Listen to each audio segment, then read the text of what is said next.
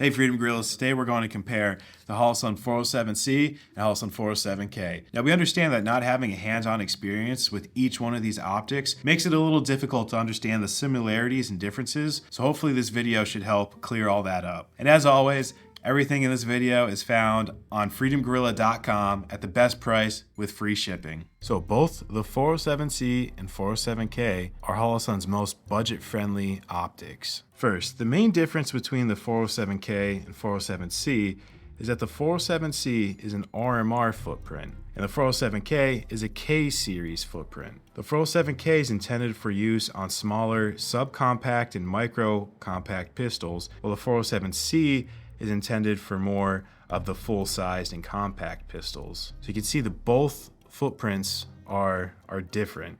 This is the RMR, this is the K series, which is the modified RMSC. So because both of them are different, that really means that they have different screw hole locations and recesses for the recoil lugs. That's why it's important for you to know the footprint of your optic-ready pistol before purchasing an optic.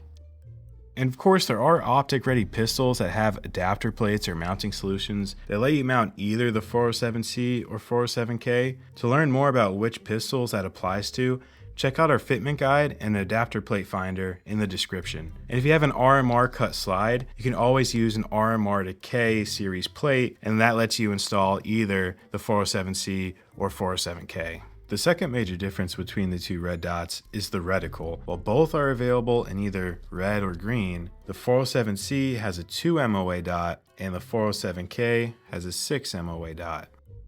Now there isn't a one-size-fits-all on what's the best reticle. In my opinion, it comes down to what you want to use the firearm for. For example, if you're going to do some concealed carrying, a large dot like the 407K will help you find the target faster. And on the flip side, other people say that a 6 MOA dot covers up too much of the target when it's farther away. So it's a give and take, you decide what's best for you. If you see my other videos on the channel, I've mentioned several times that my favorite optic of all the series is the 407K green, and that's the one I carry with me. Now the third major thing between the two is the 407C has a solar panel at the top here, which gives it a solar failsafe. Obviously the 407K doesn't have that right there.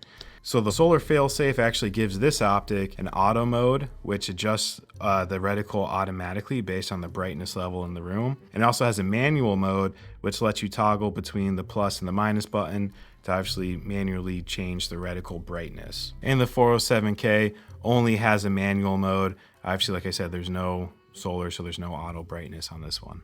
The last major difference is related to size.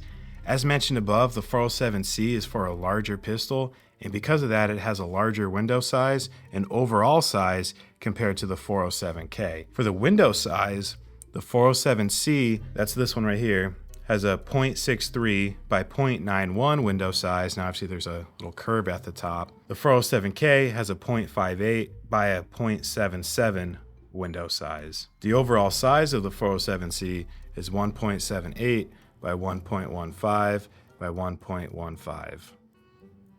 And for the 407K, the overall size is 1.6 by 0.98 by 0.95. Now for deck height, the 407C has a 8.72 millimeter deck height.